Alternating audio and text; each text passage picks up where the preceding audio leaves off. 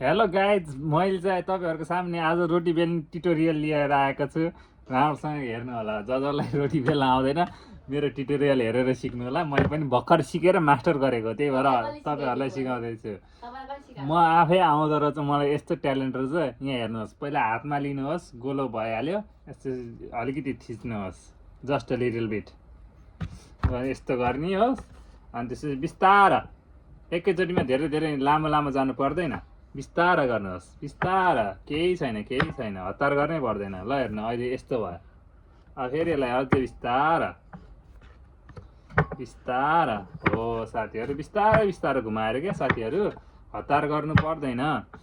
हेर्नुहोस् न, मैले पनि आज भर्खर सिकेको, 2 मिनट भयो भर्खर सिकेको। जानिन यहाँ बिग्रिन्छ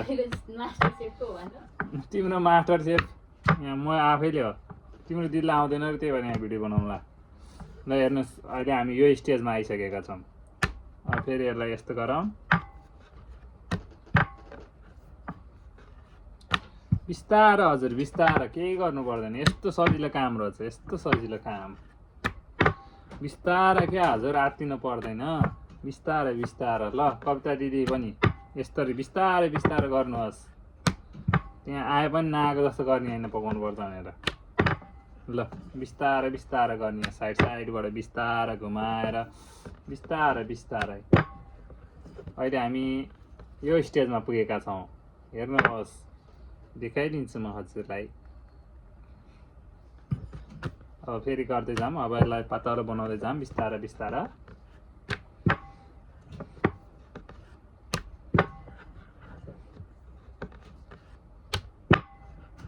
हतार गर्नु पर्दैन हजुर, बिस्तारै क्या, बिस्तारै।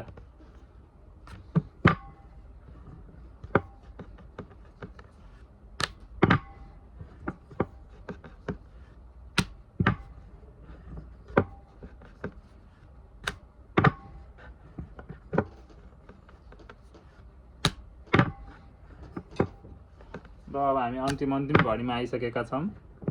ल हेर्नुहोस् साथीहरू, यस्तो भयो रोटी, मैले बेलेको रोटी।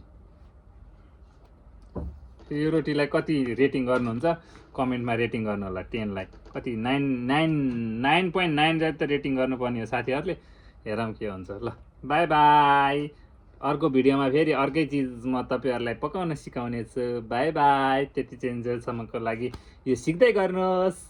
By by.